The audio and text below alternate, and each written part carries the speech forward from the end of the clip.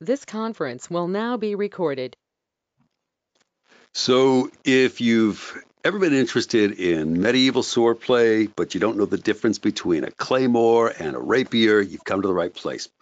Matter of fact, if you've ever had an interest in warcraft, world building, spycraft, strategy, how to write a great book, how to do your own stunts, how to be in a touring rock band, you've come to the right place here. We are talking to Joseph Malik, and one of the cool things about my job is that I get to read these great books. I don't have to really put any thought into building these worlds or coming up with these amazing stories. I just have to, act them. Compellingly tell the story. We're talking to the actual author of two fantastic books. One is Dragon's Trail. Second book is called The New Magic. These are two in a series, and the author's name is Joseph Malik. So, Joseph, it's great to have you here, and I really appreciate the time that you're taking out of your day. Oh, hey, man, it is great to be here. Absolutely, just thrilled to be here talking with you.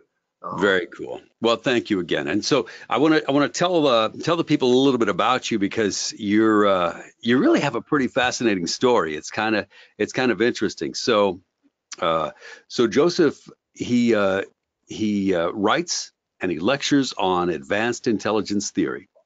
This is like his day job, right? He's an expert in asymmetrical warfare for the U.S. military. He has worked as a stuntman. He's I don't know, so I don't know how this fits into the scheme, like when this happened. Maybe it was a break between other jobs, but you worked as a window washer. Is that right? Actually, yeah, I got that gig. I got the window washing gig when I came up to Seattle from LA to work on a movie. Oh, And wow. yeah, I'd done some high falls and some training in falls, and Yeah. that wasn't what I was doing in the movie, but I was talking to some of the fall guys about Yeah. it. Well, that's another thing. So you've worked as a stuntman as well. Yeah, I trained as a stuntman. Yeah, and I did. Yeah, I did some work. It was never really a career. This Yeah. kind of took over from there. My first big gig led to me getting the high-res window washer gig. But when Oh. these guys found this one guy in particular I was talking with, he found out that I wasn't afraid of heights, Hmm. and he was like, "Hey, I've got a job for you up here if you want it." And I was like, "Yeah, sure, why not? What could happen?" So Maybe you might. I mean, I know we don't really know each other that well, but you might consider coming out here to St. Louis for, like, say Thanksgiving. Um, I will give you a great meal. We will put you up, yeah, enjoy. and all you have to do is put my Christmas lights up because it's an ass puckering experience for me every time I have to put those damn Christmas lights up. I mean, it's definitely a labor of love, but I hate getting up there on that, you You know, know, the peak of the roof. It just drives me nuts. nah, man, Like, my it's pulse terrible. wouldn't change. So that's yeah, no, it's totally fine. The thing about it is that as long as I've got, and if I were I to come out and do that, I would bring some ropes, I would bring my harness, I would bring everything. Okay. Um, Probably like rope up to like the bumper of your car or something and have you belay me. Because as Oh, long okay. the thing about window cleaning is that it's a great job if you're OCD, right? Hmm. Because as long as you have, and when you're up there, man, I mean, you have redundant fall arrests. Hmm. I mean, if you're in the basket, right? If you're on the scaffold, Hmm. then um, I mean, you got multiple lines on the scaffold. You got a line on you, right? And Okay. there's so many things have to go wrong. There has to be a cascading series of failures in order Hmm. for there to be any real jeopardy. And every now and again, you'll see a picture, of a scaffold that's like, turned, this Hmm. way where one of the lines has failed. But if they're doing their job right, at least the way that we used to do it, everybody had a line on themselves too. So even if the scaffold fell, you were still fine, right? Hmm. So Yeah, I mean, give me redundant fall arrests, and like I said, I mean, yeah, my heart rate doesn't even elevate, so Not it's so bad. Yeah, I that's guess all. that's true. I mean, I really I do it old school. And being as old as I am, and I think after you get about 40, you have to start worrying about brittle bones. Oh And no, it's not the years, it's the mileage. That's yeah, that's the trick well, to it, man. I've got some broken bones as well that that they healed at varying rates of success. But so okay, let me get back to your job bio. In addition to all this, you were a touring rock musician, I right? was. Yep. So. So I guess this cure for cancer is just gonna like take care of itself, right? You haven't got around to that part yet. Yeah, I've actually yeah, trying to think of the name of the guy now. What the hell's the guy's name? I've actually had a number of like Buckaroo Banzai jokes made when Oh people yeah. find me, but yeah, so that's So rock star, brain surgeon, astronaut, yada yada yada. So it's really cool to like in reading your bio, it was pretty interesting to me to read about that, and it made me realize that so there's a certain group of authors that are really fascinating to me, and I realized as I'm reading your bio that I really enjoy reading a lot of other authors whose story is kind of similar to yours, like well, Hemingway was absolutely, really, he was really a war hero from World War One. Drove an ambulance, was blown up in World War One, and actually experienced a lot of those things. Like A Farewell to Arms is, almost autobiographical to him. I don't know if there was a love story involved in his story, but right. so there's a badass. And then we have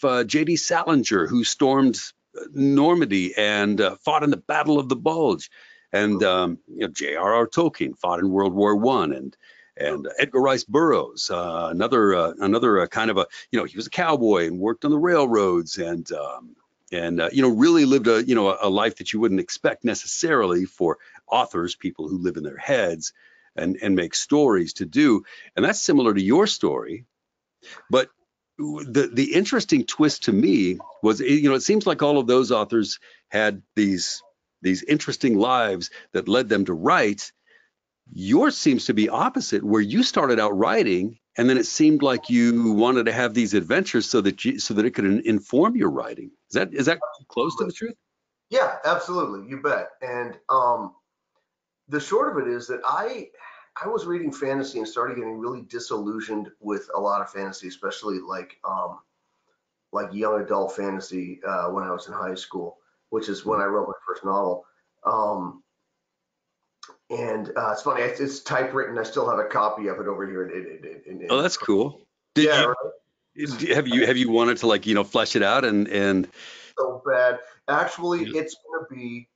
it is going to be the um, actually not it. The second book I wrote actually is going to be the origin story for Ulo Sabagian, the bad guy in the big bad in Dragon's Trail. That's So fascinating. Yeah, yeah, okay. That's funny story.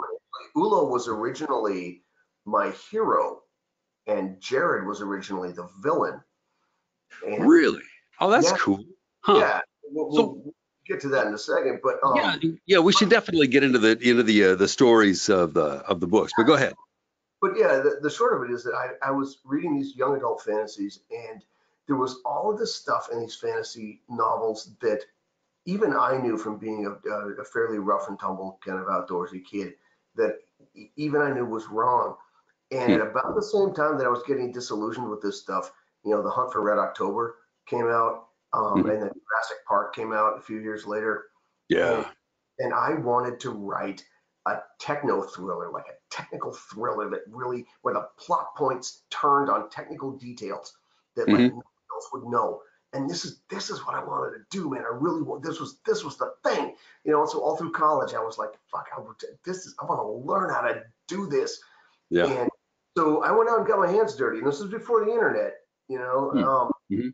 so I mean, you had to learn how to do this stuff. So I learned how to fence. And I learned how to make steel in an artisanal forge. And I learned how to ride a horse. And I went to, I'd gone to stunt school. I'd done stunts on horseback, which my main Hmm. character was a stuntman. Hmm. Um, and and I just kept learning these things. I learned mountaineering, and Wow.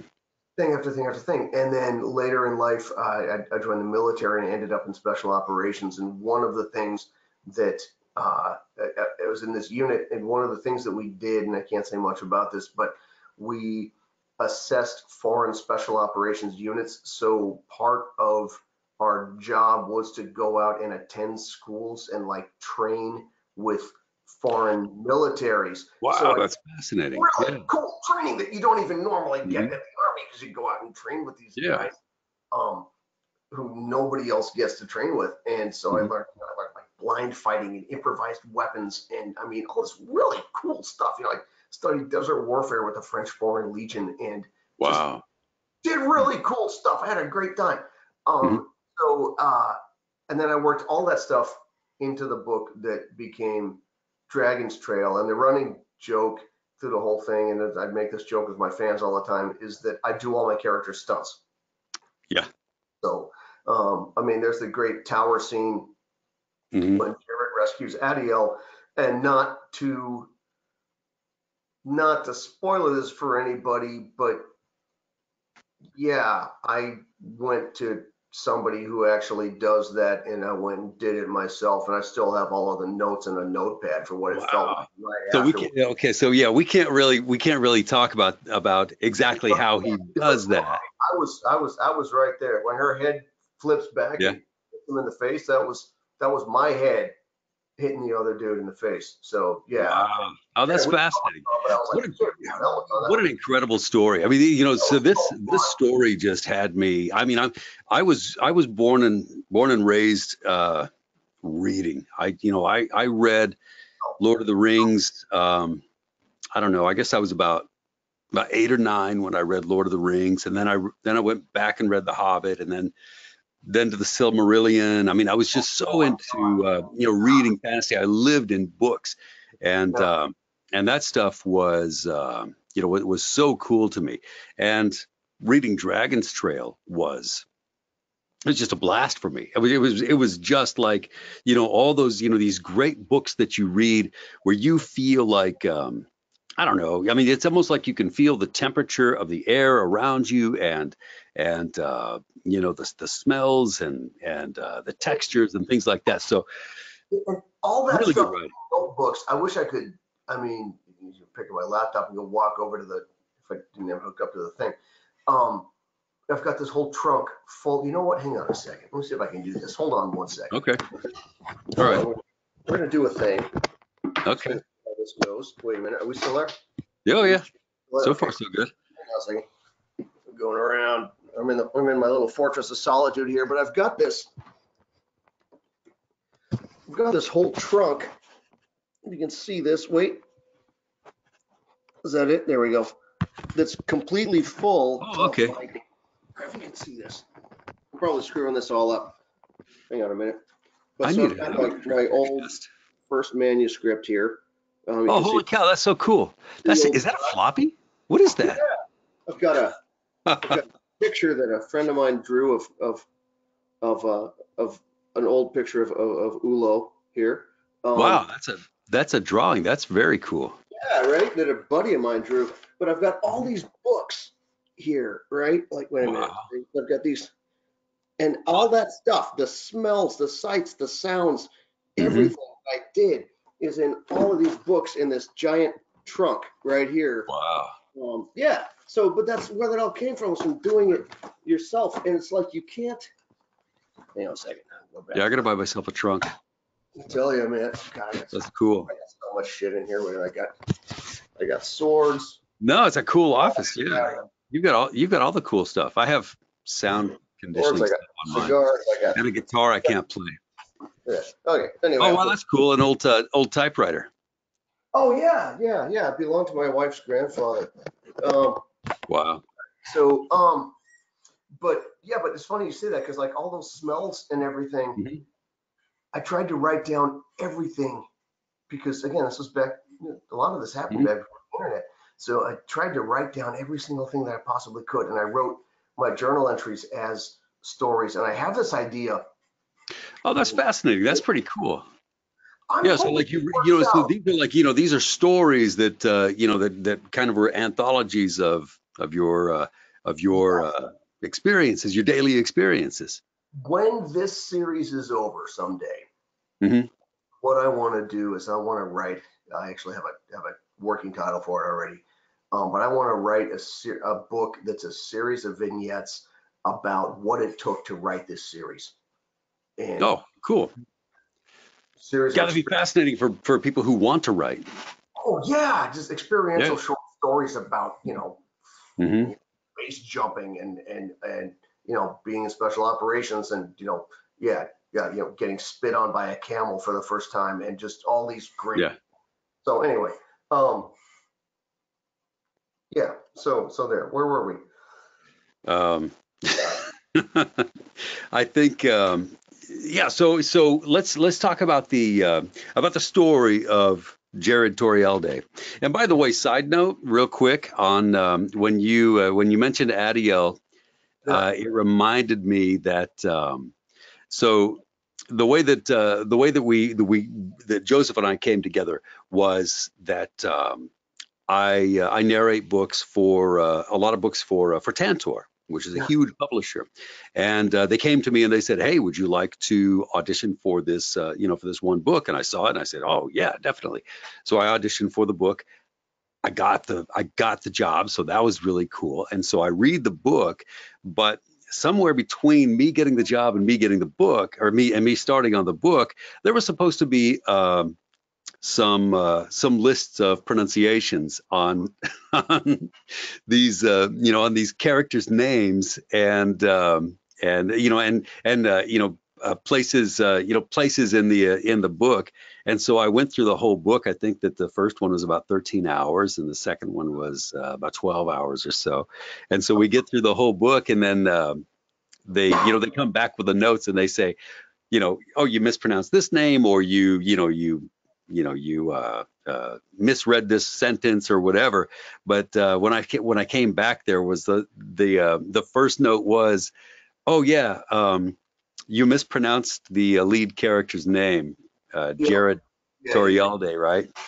Yeah. And That so I don't know where that broke down, brother. I don't, and I honestly, I, I, I don't know. I mean, I don't want to pass the buck, but yeah, it broke down yeah, just like that, and you redid it, and it's beautiful. It's so gorgeous. I'm so happy with the work you did, and I owe yeah, you a drink. thank you.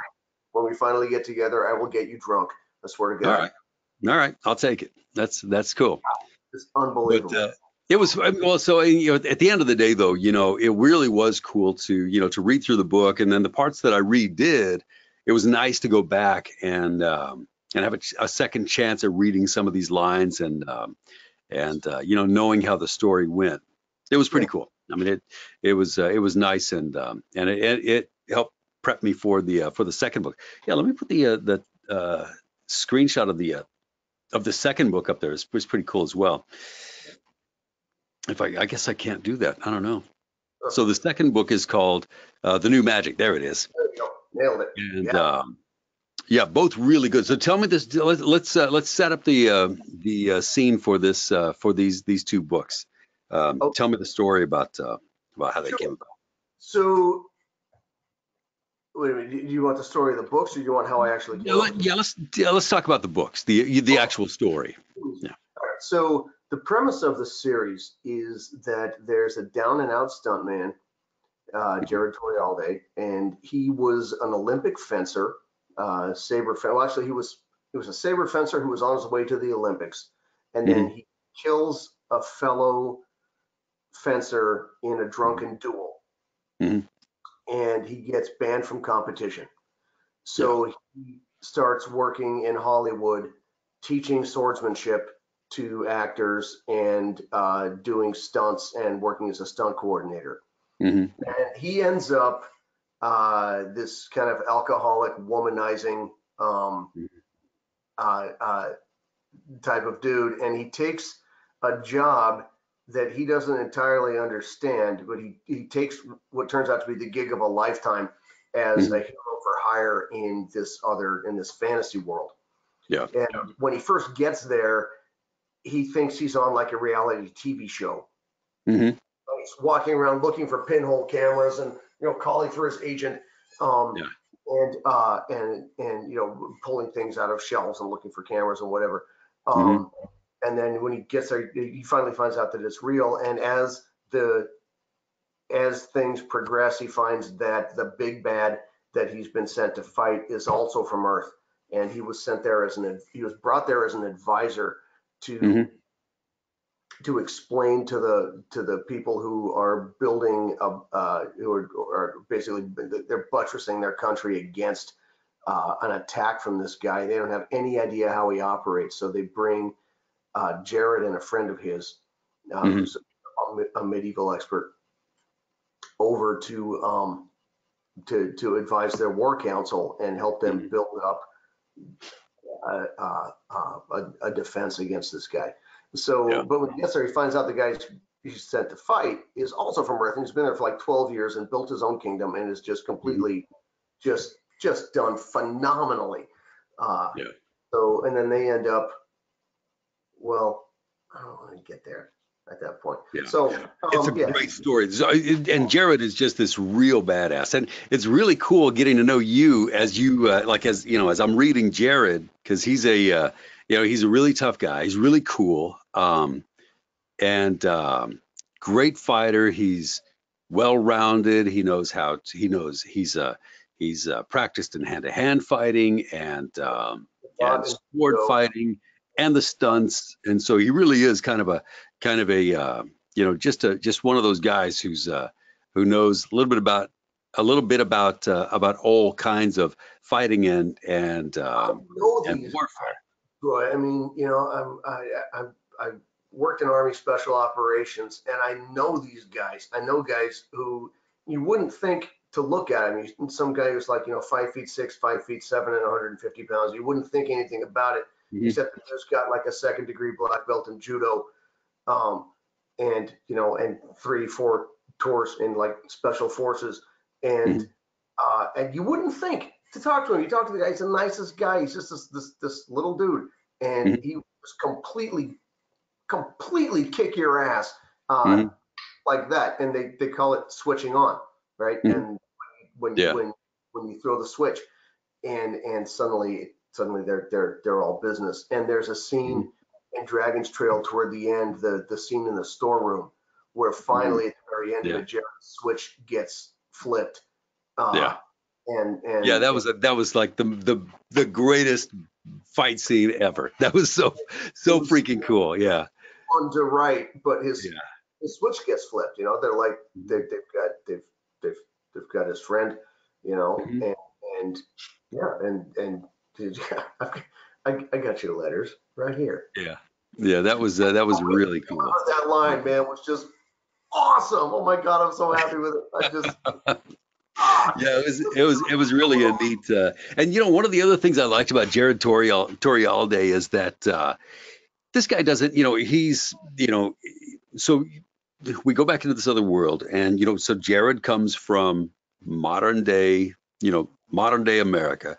He has access to he's experienced in all kinds of modern weapons, and he is able to I won't do any spoilers, but his philosophy on fighting is kind of if you find yourself in a fair fight, you deserve to lose, right?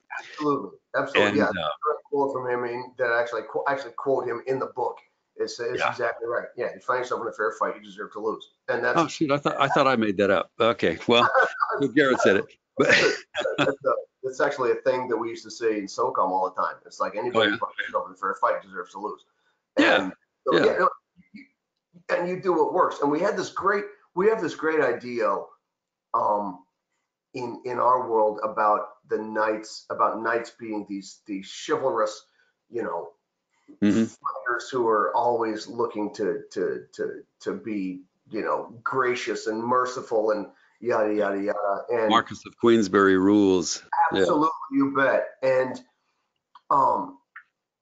the fun part of this is that, without spoiling too much, when Jared finally receives his accolade, they give him the moniker the Merciful, right? Sir Jared Hmm. the Merciful. Yeah. And an hour later, we have the fight in the storeroom. Yeah. Yeah. That's a, I mean, that's that story right there. That fight scene is like worth, if the whole book wasn't great, the very end, it would be like, it would be worth reading through, through everything, if, even if it wasn't interesting, that one scene would be really, I really had so much fun worth a cup writing of tea. that, and I was actually working in a small room. I actually worked a lot of that out. Mhm. So yeah, when I wrote that scene, I worked it out in a very small room. And so I wrote Dragon's Trail when after I'd been injured in the army and medevac back to the States, and I was Mhm. in a wheelchair for months. And my wife had sent me a hard drive that had like some movies and music and some other stuff on it, and Hmm. it had an old version of this manuscript, and I'd given up writing, at the time, and I had nothing but time. So I decided I was going to do a rewrite of this, and I was like wheeling around my barracks room. And I was like, Oh, how could I fight? How many people could I possibly fight in here with a rapier if I had to? And I was in my wheelchair, mhm. like doing like fencing moves and trying to figure this out with my cane.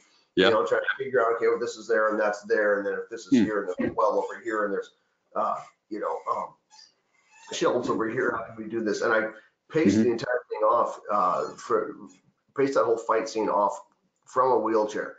Wow. Um, but it's all that's how you would do it, how you would defend yourself in a small space if you had his skill set and the tools that he had at the time. Uh, Yeah. I had so much fun doing that scene, and Yeah. it something to do for like a week, you know. Do you think people appreciate the the experiences that you bring into these books? I mean, are they I don't read the reviews uh, very often, and most of the reviews that I see are they love the things, but there's got to be some people who are critical of the story. Maybe they don't appreciate what the difference between like, what if you took a guy from modern times and planted him in a place that was hundreds of years behind in technology and fighting expertise, um Well, behind what he brought to him, but and as I was saying earlier, that's how.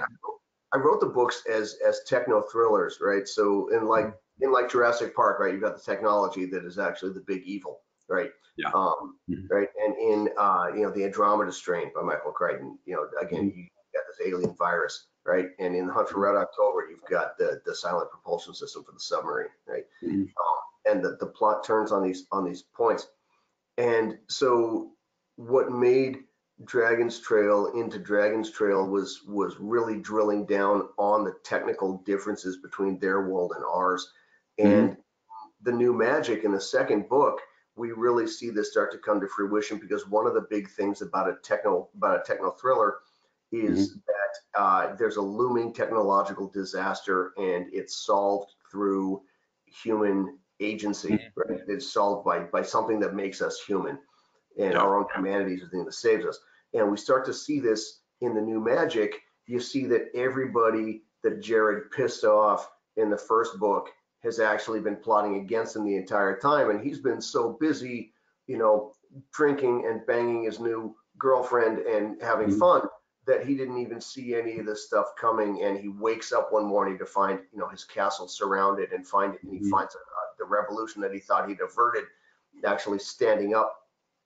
Yeah. So and the as the new magic rolls on, you see the effects of modern technology, and not Modern just warfare too, right? Like the yeah, modern tactics of warfare. absolutely, you bet. Yeah. Modern warfare tactics, and this is where we get into the stuff that I teach in the military, asymmetric warfare, which is Mhm. guerrilla warfare and intelligence analysis and building intelligence networks. And Jared works for a counterintelligence part of his military. His job is as a knight in the Order of the Stallion.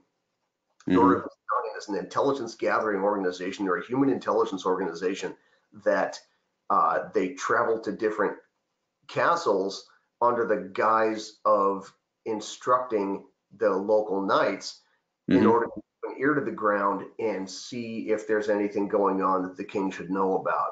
So they're all spies. He works for this network of spies that are right out in the open as instructors. And that kind of goes back to some of the stuff that I did. I can't say that I did. Some of the stuff that I worked on in special operations where we would go out and train with foreign military. And that kind of got me thinking, I'm like, well, God, that would be a great way.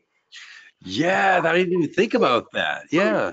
That would be a great way for somebody to go Mm-hmm. and really find out what the hell is going on. If you wanted to spy on a foreign military, if that matter, if you wanted to do what we call insider threat, right, and look for people who might be plotting against you, where else but in the elite troops, right? And you go out for the elite troops, and you go out and get drunk with these guys, and they think you're one of them, and they're running around. So Jared becomes this spy, right, and that plays back into the intelligence training that I've had, and that also plays back into some of the special operations training that I've had. So it was really fun putting that whole thing together, but it all comes back into this kind of snowballing technological disaster. And we're going to see this in the third book when the entire thing comes to a head. The third book will finish up this series and kick off the next one. But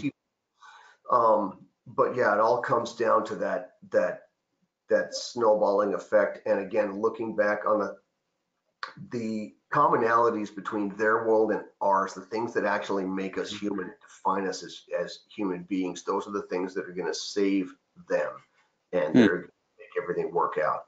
So I don't want to say any more than that, but yeah, that's fascinating. It really is. It really is interesting. And now I have to go back and I have to read these books again, knowing a little bit more about you and your experiences with, asymmetrical warfare. And I needed to ask you a question about this. In your bio, I saw that you lecture on advanced intelligence theory. What is that about? I helped develop some of the Army's doctrine on. I'm going to be very careful what I say about this. About. Are you gonna have to kill me after you tell me this, because you don't have to say anything about it. That's fine, but they'd have to kill me. That's the problem. That's a much bigger problem for me. Okay. I helped develop some of the Army's doctrine on processing new types of intelligence and finding analogous points in emerging types of intelligence. And that's really all that I can say about that. But yeah, so yeah, that's fascinating. Because I mean, the world's moving so fast. We have all kinds of new things coming out, new kinds of technology, what have you. And so we're always finding new stuff, right? Always finding new things. And I have this knack for looking at this and going, well, that thing is just like this thing, right? Things are kind of the same. These things are kind of the same. So if we take this from here, and this from here, and this from here, right? We take these things and we kind of treat them like these things, then we can actually make this whole thing work. And that's as much as I can say about that. But yeah, my one weekend a month in the Army Reserve is teaching classes on this. So. Oh man, I would love to take that class. That's so cool to to hear about that.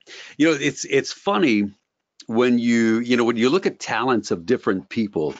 You were talking about taking these things that are analogous and pairing them and drawing parallels between them in order to suss out logic and information, and being able to maybe extrapolate the information that you have into actionable information. It's a talent like we were talking about before we started recording, comedians, people who do stand-up comedy. And one of the things that strikes me about great comedians is that they're just really good at taking these ordinary everyday things and pointing out the absurdity of it, the ridiculousness, the ridiculousness. Yeah, it's not much different from that, actually. It's really not. It's like, we already know how to do this. This is that, that's that, this is this. we already know how to do all of this. All we got to do is figure out how to take this and that and put that. Yeah, no, it's very, very similar. It's actually yeah, I'm not, yeah. So yeah. Yeah, I mean, it really is interesting. And I got to tell you, I'm not funny, but yeah. Every now and again, I write something and people tell me you're funny, but I don't, I'm not a funny guy. And in fact, oh no, I think Jared is Jared's hilarious. hilarious. No, He but is so funny. based off of people that I know, and there are actually Yeah, lines in there that I've lifted verbatim from people that I've served yeah. with. Yeah, What the oh shit so the audition script that I did for Jared and Dragon's Trail yeah, was like that's what made me fall in love with that story right off the bat was so Jared gets kicked out of the Olympics because he's banned from the Olympics because he kills this guy. yep. Well, it turns out the guy is a dick. He's a he's this Italian guy that Yeah, he's going after Jared's girlfriend and he's like trying to pick fights with Jared and Jared's just not taking him seriously at all. And what is he saying? He's saying he gets up and he grabs his crotch and he goes, "Hey, pasta primavera." the guy's Italian, and this is so fucking racist, and I'm so sorry, but the guy's Italian. The guy's talking to his girlfriend in Italian because his girlfriend Yeah. speaks Italian, and Jared stands up and starts saying this, pasta fagioli. He just Yeah. it's the whole thing from it's kind of the thing from a fish called Wanda, right? Mozzarella. Oh, that's right. Yeah. Yeah. Who's that? Kevin Kline's character. Yeah. Right. It's kind of that whole thing, and doing all of these obscene hand gestures, and then he tells his Yeah. girlfriend, well, they talk with their hands. Mhm. And Yeah. No, so I mean, yeah, all those those things are funny, and I'm not going to do a spoiler on this, but later on in the second book, New Magic, yeah, you learn a little bit more about Ulo Sabagian, yes, and like when I read, so I have to, so I'm going to go ahead and admit, yeah, when people ask narrators how they, how do you prepare for the book? Most narrators, I see that, most narrators say, well, oh yeah, well, I'll read through the book and I will, I'll highlight the parts that I want to focus on and try to, get to the character's backstory and I'll put page markers in and try to learn more about my character. Well, I just kind of read the story and I try to pass it off, my laziness. I try to pass it off as saying, well, I want to learn about the story at the same time as my listeners do. But basically, I just like reading. I love reading as it is, and so if I'm reading out loud at the same time, then it's all the better. And, I'm reading the story along with the listener because I don't do a whole lot of prep on my on my stories. So when I found out this one thing, when two of the main characters get together and they're hanging out and they're enemies, but they have a lot in common. I read that part and I thought, holy crap, this is my brother. This guy is, that's great. That's yeah, fantastic when you find somebody that you can associate mhm, with. Wait a minute, I know this guy. I yeah, know this guy. yeah, I yeah, based Ulo off of a guy that I was in a band with, yeah. actually, Oh, of that's all cool. his personality. But yeah, no, these guys exist. And I tried to write him as realistically as I could. That makes me feel so good that you say that Oh because, oh, yeah, no, definitely. It was like, I found myself in that scene and I'm going, I've been to this movie before. And I mean, it was so great. It was so cool to read that. So, well, the fun part yeah. about Ulo is that one of the early books that I wrote, and I wrote like 10, probably 10 books before Dragon's Trail, if you count the crappy Hmm, book that I wrote in high school. mhm, And I couldn't get any of them published. And that's fine because I go back and look at them now and they're terrible. And that's great because this is how you learn. Um, but one of the first books that I wrote was about this guy who was a Las Vegas illusionist, right, with a hmm, cult following. mhm. And it turned out that he could actually do magic for real. and nobody could figure out how he was doing any of his Oh, tricks. wow. Hmm. No, he was doing it, and this was Ulo Sabagian at the time. He went by the name Hmm. Eric Blackheart was the name he was going by, right? Which is the name that Ulo, Okay. right? And Eric Mhm. Blackheart was this Las Vegas type, this kind of oh God, Huh. what's the guy's name? Anyway, this kind of Chris Angel type dude, right? Right, right. Much lower scale, Hmm. and then it turns out, as the book goes on, he gets really blindingly drunk one night, Hmm. and wakes up in this alternate fantasy universe, and finds out that he's actually a lost prince, and that his father was Oh, a wow. king, and Hmm. he goes about winning back his father's kingdom, and he comes of age in a world of magic and wonder and all of this stuff, and it's this young adult coming of age kind of thing. Hmm. And that was an early book that I wrote. And then when I wrote a sequel to that, I Hmm. was like, so what do I do with this, right? Where does this go? And I'm like, well, let's take this up. Let's go 5 years, 10 years in the future. And Hmm. I'm like, take a kid who is, 19, 20 years old, right? The very Hmm. top end of the young adult thing, right? And I think Ula was younger than when I first wrote it. But anyway, I'm like, Hmm. you take a guy this age and you give him unlimited power and you give him unlimited money. Then you give him Hmm. this own kingdom. What's going to happen to him? And immediately I'm like, he's going to become a dick. Yeah. Like that guy is going to be a dick. And he's Yeah. going to become such a dick that the neighboring kingdoms are going to go back to the Yeah. world he came from, no matter at any cost, and find somebody to come back and kill him. And the guy Yeah. that I designed to kill Ulo, right, when he Hmm. found out his real name was Ulo Sabagi, and the guy that I designed to kill him turned out to be Jared Torrey all day, who was a much more interesting character all around, this drunken, womanizing, violent, Yeah. you know, character with this murderous backstory. Was so much more fun to write than Yeah. Ulo ever was. And then I flipped the whole thing around. Like, what if I tell this from Jared's point of view? Hmm. And I was like, holy crap! It was several books later. I tried several different iterations Hmm. of the Ulo story, and I was like, God, what if I tell Jared's story? Like, oh my God, wait, That's, what? it's really funny that you say that. And now that I get a little bit of a little backstory on Ulo from your perspective, as I'm reading this this story, Ulo's story is really interesting to me. I mean, I really would like to learn more about Oh no, his. there will be a there's going to be a whole prequel with Ulo when this is done. Nice. I So like that. Yeah. there's So already one of the really fascinating things to me was, and going back to your, to your experience in military intelligence, is that, I really admired the way that he set up, that he created his kingdom, absolutely. and Yeah, the ways, oh crap! Wait a minute. I just canceled this completely out. Hang on a second. Oh, there we go. Okay, sorry. oh, I was trying to pull up a thing. oh, No, very much so. Ulo did his thing.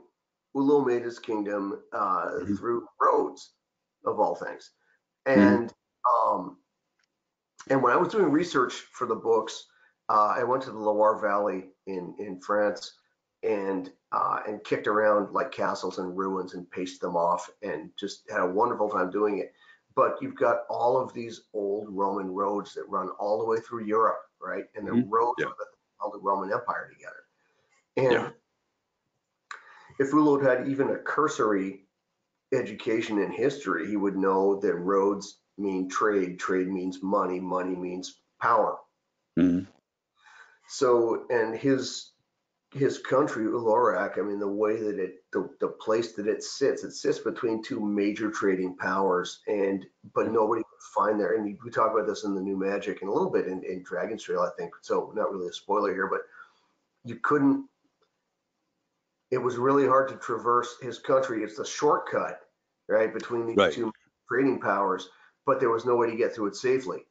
And so Mhm. he was, well, hell, what if I just institute like a civil service program, right? And everybody who works on, I'll pay people to come and work on this and build these roads.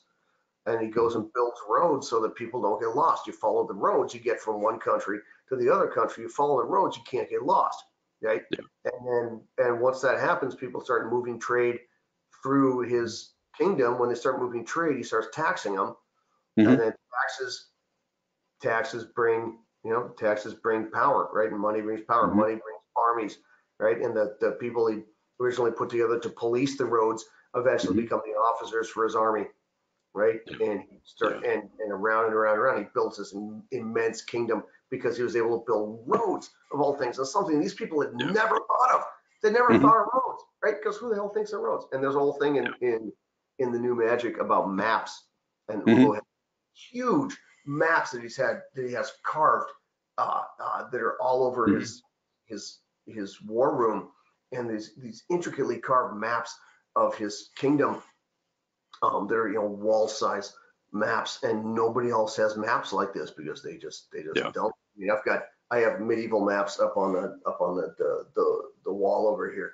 I look at them and I'm like, how the hell could you ever find your way around with that? And then I think about what we use for military maps, and one of the things you're going to see in Ulo's backstory when I do the prequel is that, and I think I talked about this in New Magic, is that actually making the maps and actually mapping out the areas that he was going to go and fight in, and sending people to pace these things off and to figure out how many paces it is between the trees and the swamp, right? And write that shit down. Yeah. That allowed him to just post his soldiers up and wait for the enemy to turn left instead of right and sink in the quicksand, and then they go in and just and take them down. And that's military intelligence 101. I mean, when I first got into intelligence and I was worried about what I could tell people about what I did and what I didn't do, I would tell them when they asked what I did in the Army, I would tell them I make maps, because that's the first thing we learn is maps. You learn everything you could possibly learn about maps. You learn the value of maps. And, Interesting. Yeah. So maps, roads, he builds his entire world through those. So his whole kingdom. So They really are fascinating stories. Yeah, and I never really realized how much thought went into creating these stories, but I can appreciate it now. Understand, like you I don't know.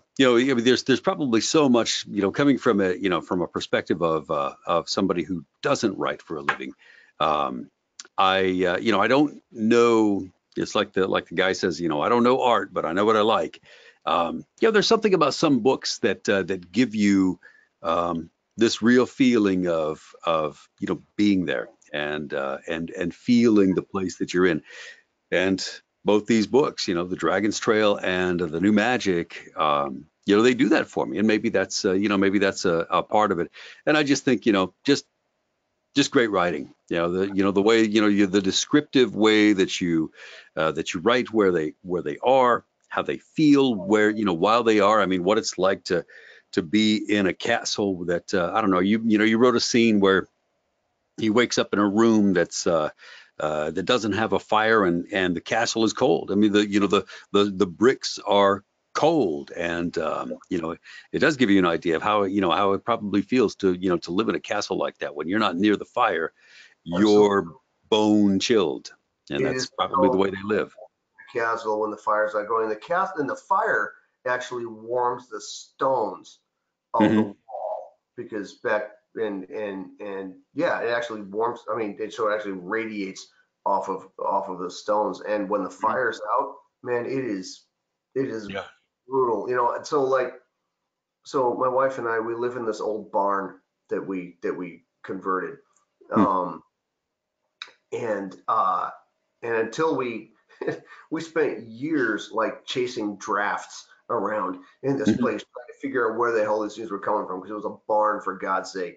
Right. And mornings when we would wake up, before we figured out how to insulate like the crawl space on the floor, on the second floor, you wake up in the morning and the floor was so cold that your feet would cramp when you hit it. And that's just on a wood floor. I'm like, oh Jesus, it's cold. Put your slippers on right away, because you literally, I mean, your foot hits the floor and you're like, oh my God, that's cold. Your toes cramp up because it's so cold. And granted, we got that fixed now, but they don't have blow-in insulation, in this other world. Right? What the hell are you going to do? Right. So, it's pretty staggering. And we were just in Ireland and Scotland, and we went to, I don't even know how many castles. all of them, all the castles, all these ruins, and we'd be in like this tower in Scotland, and there'd be excuse me, there'd be like it would be it'd be bucketing down rain, and you hear the wind just like ripping through the windows. Mm-hmm. Just like, oh my God, this is what it used to feel like. This is exactly it. Mm-hmm. I Yeah. remember in France, and even in the springtime in France, you get these storms that would go through, and you'd be in this ruined tower. You'd hear the wind tearing through, and you're like, I can't imagine how cold this place must have been. Oh, yeah. But you got a fire going all the time, and it takes Jared some time when he gets there to realize that he has to wake up every few hours to keep the fire going. Mm-hmm. Yeah. You can't sleep through the night. Sleep through the night, you wake up cold, and this is how things. That's how. Yeah. The amazing thing to me I just got back from a tour through Europe. We went to Salzburg and Vienna, Prague, and Budapest and Bratislava, and we visited a lot of cathedrals and castles, and visiting these old these old buildings where here in the United States we're like 1770 or even the 1600s. That's ancient history to us, but when you go back that far, you go find cathedrals built in the 700s, and just so old. It's just fascinating to see that these buildings are still standing. That they were built with such craftsmanship that they're still standing. No, I would. I'm out here in Seattle. We have buildings out here from 1915. It's like, oh my God, it's so old. Yeah. And then we were just in Bruges, and and walking through manor houses that were built in 1300. And then in the 1300s was like, oh my God, this is old, and everything's still working. Perspective, it really is interesting, and so I couldn't recommend these books more heartily. I really think that you did such a fantastic job writing them. There's so much information that went into them, but I really enjoy the writing itself. Just the way that you turned it. That you took this gig, man, and thank you. And it was just, we're so happy that you took this gig, because we heard your voice on the other books that you did, and I don't know how many other fantasies you've done. I went back through your backlog. I didn't see a lot of them. And I know that you do primarily romances, and with that voice, I can totally understand why. But we have gotten just a ton of crossover readership / listenership. That's cool. Into what we're doing. It's fantastic, man. It's been so great, and you've done. Good. I'm glad about it. Great job for this, and I'm thank you. Really hoping that Tantor, that we can do another deal with Tantor for the third book. So I really want you to finish the series. I would love that. Yeah, we really would be great to get this next story, because I had a lot of questions, and there's. I left the second book with a bunch of questions, and this pissed a lot of readers off.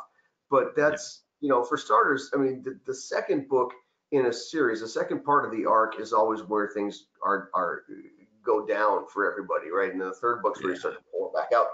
Empire Strikes Back, right? As the second book of the series, right? You ended with Luke missing his hand, and Darth Vader got away, and Han Solo throws in the carbonite, and whatever.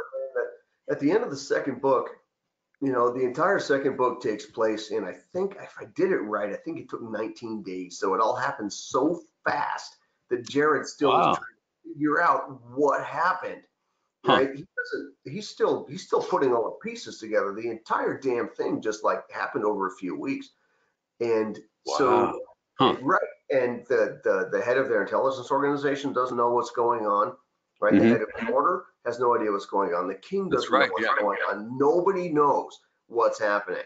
And that's the way that this works in intelligence too, is that our job as intelligence analysts, we don't look for answers, we look for more questions, right? When we find a solution to something, we're like, okay, now what don't we know?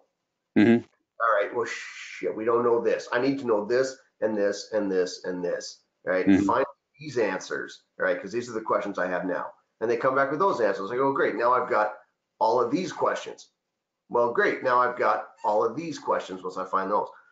And since Jared's in an intelligence gathering organization, he doesn't know that because he's not a soldier and he's not an intelligence guy. He's going to Mhm. figure this out in book 3. Mhm. It's not his job to know what's going on. It's his job to to do the best that he can and collect on the information that he's given, because he's not the mastermind behind this. He's just this schmo that's wrapped up in the entire thing. And as much as everybody wants the hero to be the chosen one and be the guy who, Who you know, figures it all out? exactly, he's not. None of us are, right? I mean, I've never come back from theater knowing Mhm. exactly what the hell happened. I still have questions about tours that I've been on. I lie awake at night just going, what the fuck happened with that thing, right? Yeah. Because you think about this stuff, like, and you'll never know. These are questions that you'll have for the rest of your life. And I'm going to wrap some of these up for the audience in the third book, right? Hmm. But that's part of me taking my experiences as a soldier and as an intelligence professional and putting them into the books. The sad truth of it is that we never know the answers to this. This is not NCIS where you Yeah. suddenly put everything into a computer and suddenly all the answers come up automatically. And sure So as this hell is when you're this doing is this in a Viking Age type yeah. society. So yeah. This is some kind of like therapy for you, is what you're saying. Oh, We're hugely. yeah. Yeah, We're absolutely. Oh yeah. No, it's you're like yeah. yeah. We get to share your life and Oh, through reading these books. no, man, this is cathartic as fuck. This is great. Yeah. Can I swear on your podcast? I didn't even think about that. Yeah. Like, Yeah. yeah, I don't think we have any rules. I think we're good. that's fair. Drinking and swearing, having a great time. So, Yeah, uh, right on. Well, I know I don't know what time it is over there. It's about a little bit after 10 o'clock over here, but yeah. I really had a great time talking to you. I mean, I feel like I could talk to you for hours about this stuff and all the other stuff, but I know you have things to do. You're on your way to I'm on, you're on your way out of town, aren't you? yeah, I'm on my way to some training for the Army. Yeah. In fact, in the morning. So, yeah. Okay. Yeah, it's kind of cool. You got a pretty busy schedule, not only between you work for the Army, but you do a lot of conventions as well, right? I mean, you've I do a lot of conventions. And actually, the funny thing, and I won't take too much more of your time, but Dragon's Trail didn't do that well until I did a fantasy convention. And we talked about earlier about how I have learned how to do all of this stuff. hmm So I go to fantasy conventions and I demonstrate these things, right? I'll hmm demonstrate, rapier fencing and Well, axe that's cool. Yeah. throw and asymmetric warfare hmm and military strategy and whatever, right? I'll go and do this. I've got a class that I teach at conventions on how to use celestial navigation on an alien planet, which is really fun because it draws with special operations manuals. Oh, I'm like, really? That was a fascinating scene in this. Yeah, there was a scene in the second book about celestial navigation from another planet. Yeah, that was really cool. that was really fun. Yeah. And I teach a class on this. So hmm Dragon's Trail didn't do that well until I started doing conventions. And the first big con that I did, I had something like, I don't know, 12 or 15 panels through the weekend, right? hmm I did all this stuff where not just talking about writing, but I would get up and actually show people that I could hmm fence and I could, throw a spear and I could throw an axe and I could shoot a bow. And I did this thing where I did a judo throw in a knight in full armor while I was wearing a suit jacket and a tie. Wow. Um, And we saw that scene. Yeah, we read about that scene too. I think we did. I think we did. Yeah. hmm And I was like, really? Like, come at me, man. Let's see what happens. And one of the people in the audience was asking the knight, like, well, so what advantages do you have over somebody who's not in armor? And he was like, well, I have every advantage. I'm like, really? hmm Oh my dear, come here. Yeah, that's nice. That's You know, that's so cool. and what happened though was after that weekend, hmm uh,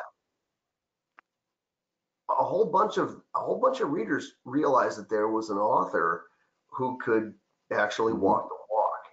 Mhm. And I went to my book signing at the convention that weekend, and I had this immense line of people. I sold every single book that I brought. The Wow. on-site vendor, which is the bookstore at my alma mater, Mhm. um, sold everything that I'd given them to consign, and they were the first bookstore to work a deal with us to actually stock Dragon's Trail at the time. Huh. And the online sales in that weekend pushed Dragon's Trail up into the top 20 in Amazon Military Fantasy, and there it found it's a whole new readership, and it Wow. just blew up, and it went on to sell something like 10,000 copies over the next like 18 months, Hmm. and became a bestseller in 4 countries, and #1 bestseller now, the Sword and Sorcerer Epic Fantasy in 4 countries. Wow. And it just kept going, and it's still going. It's still Mhm. selling today better than it sold in the first 6 months. Yeah. And in no small part, I mean, every time I go and do a convention, and especially when I don't just talk as a writer, but actually demonstrate this stuff, grab my sword off the wall Mhm. and show people that I can do these things. There's Mhm. this there's a huge readership out there that appears to be just starved for Mhm. for material by an author who can actually do this stuff. Mhm. Um, Oh and I yeah. was told for over a decade, man, that Mhm. nobody wanted to read epic fantasy written at historical fiction levels of detail. And Mhm. I knew I was wrong because I wanted to read it. Yeah. And once people found out that I could do these things, that entire readership that appears to have been thirsty for this stuff the entire time has just glommed onto my stuff, and they've been great. They've been a Oh yeah. Yeah, I fantastic can audience. see that. I mean, that's why I love Michael Crichton. I mean, Oh yeah, Michael Crichton, the way that he explains whatever it happens to be, whether it's Jurassic Park and gene splicing and DNA sequencing, or it's the what was the Time Machine? God, that was a great book that he wrote. Timeline. God, that was just the Timeline best book. actually had a profound effect on me, man, because I Hmm. was reading Timeline, and there was the professor in Timeline Hmm. who was one of the bad guys in it, right? And he was like secondary character, and Hmm. he went over there and he made himself like a henchman basically to Hmm. one of these small time kings, Hmm. right? Yeah, he did the Greek fire, right? He brought Greek fire to the yeah to the And he yep. was the guy who had all the answers for stuff, right? Hmm. And in book two, I want to be careful not to spoil this, but in book two, the guy who comes over, the guy they bring over in book two, right? Hmm. I mean, Yeah. he immediately hires on with the local lord, the local badass, Hmm. as his advisor, and not as his hero, but also as, hey, here's how you do this, man. Right. Yeah, and that was one of those scenes in the book that not to spoil it, not to spoil anything, but he brought modern warfare, one of the uglier aspects of modern warfare to this. All of them, I yeah. mean, yeah, they were fighty, scrappy, down in the dirt kind of people, but they weren't sophisticated enough to understand, how effective true guerrilla terrorist warfare could be until this guy came from Precisely. modern And time. I took their whole warrior ethos out of what was happening in feudal Japan at about the same time that that level of technology was happening in Europe. Hmm. And so I made the warriors into their own caste and into this very sort of noble, honorable sort of thing. And we see this in Dragon's Trail when they start arming, the Gabatu. Hmm. Everybody's like, what the hell are you doing giving them weapons? They don't deserve weapons. They're not warriors. And even Ulo had it figured out. He's like, dude, they don't have to be warriors. All we have to do is just get everybody looking the other way, right? Hmm. And in the second book, the same thing. Like, well, that's not how we fight. And the guy's like, look, man, this is how you win. Right. And and and this is part of the technological disaster that they bring that's coming in, because warfare changes radically Hmm. underneath these people from Earth, even as they don't realize that they're doing it. So yeah, by book, I will tell you that I can tell you in book 3, 3 things you're going to see in there. One, you're going to see massive, like almost Lord of the Rings caliber like armies, which these people have never had. Because like in the Dragon's Trail, right? I mean, they talk about local border skirmishes being settled by a dozen knights, you know, Right. and there's these massive, wars. Second, you're gonna see a dragon, which is gonna be awesome. Oh, yeah, Finally, good. I was wondering when the dragon was going to come. there's gonna be a dragon. Sort of God, I got a Okay, dragon. Just wrote the dragon scene. There's gonna be a dragon. And the good. third thing is that, yeah, you know what? Okay, yeah. So the third thing, it's gonna okay. So here's all right, fuck You know, it. what I really enjoy about this is I'm sitting here looking at you while the wheels are turning like, oh shit, I don't know if I need to be saying this. Okay, so here's the thing. So after having done all of this stuff and after having shown people that I can actually do these things, right? Mhm. That I can sword fight and that I can speak Elvish because I wrote the conlang, the Elvish conlang, and actually have a whole Elvish language that I developed and learned how to speak. I'm minored in linguistics, Hmm. and um, and granted, you know, I romanized it for the book, and put it all into English, but there's still some things in there that we can talk about offline. Yeah. But yeah, I can do celestial navigation on an alien planet. And I can fight with several different kinds of swords, and I can Mhm. box, and I can do all this stuff, and I can stage a camel caravan and all this crap. Mhm. So I have developed a small but dedicated core of readers who I love. And if you're watching this, I love you.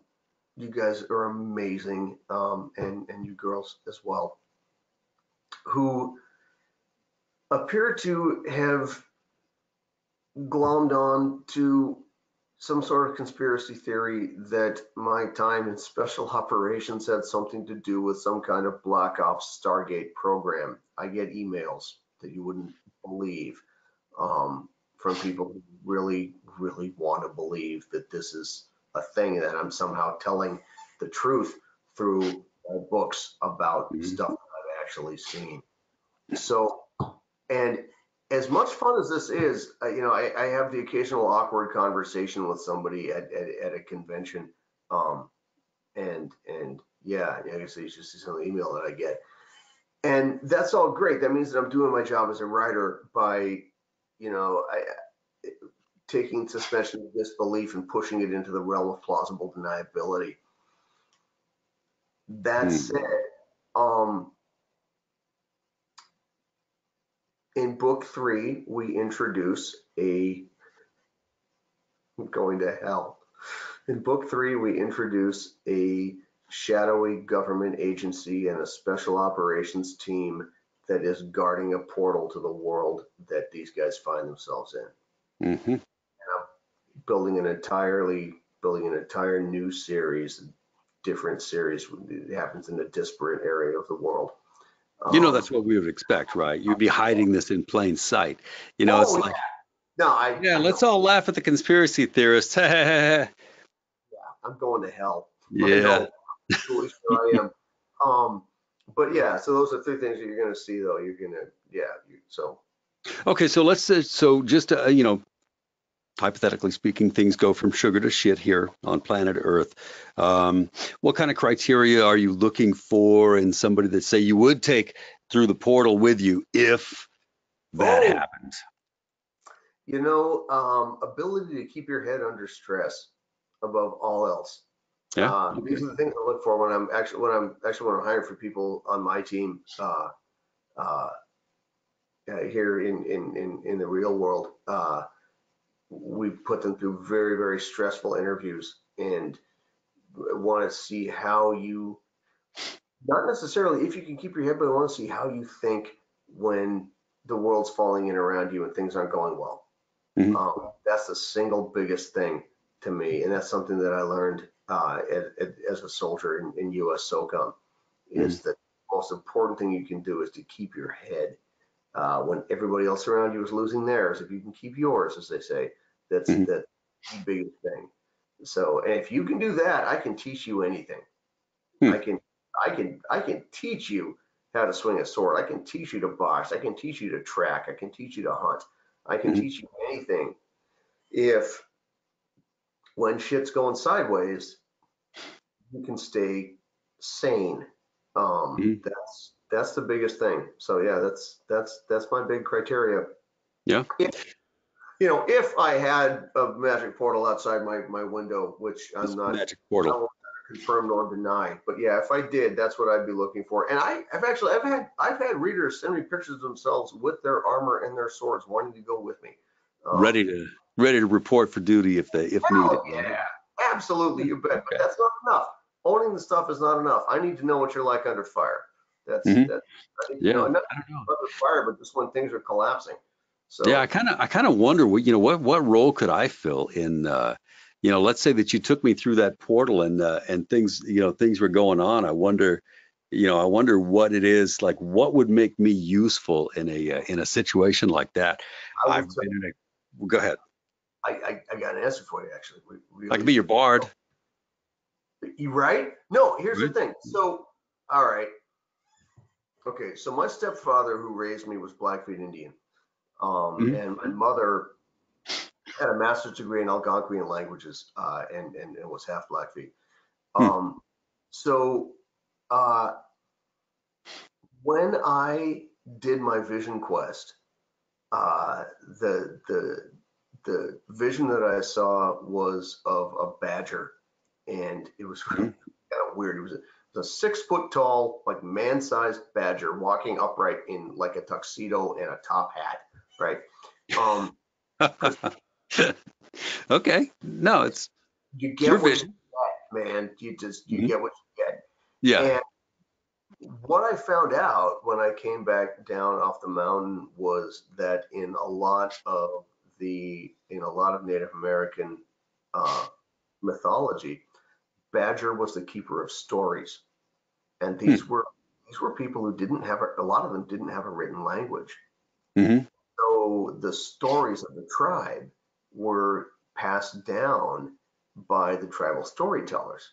And the tribal Hmm. storytellers, they would always be looking for the next person to teach all the stories to. And the Hmm. storytellers had this position that was, I mean, it's right up there with the medicine man, because they would keep the history of the Hmm. tribe the entire time. Being able to tell a story, Hmm.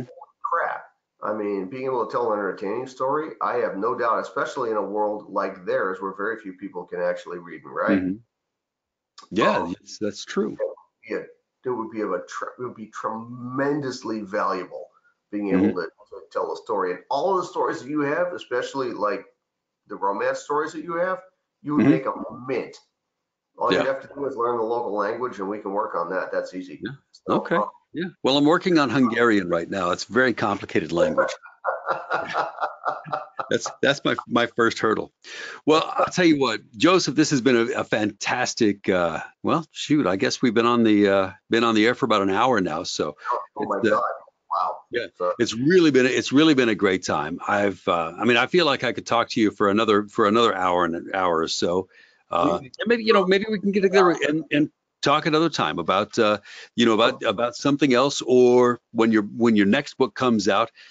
That would be a fantastic you know fantastic thing to talk about as well, to to bring up the story. But meanwhile, I think that the two great investments that you could make would be to, if you're a reader, find Dragon's Trail and the New Magic on you're on Amazon, and you can buy it directly from your site too, right?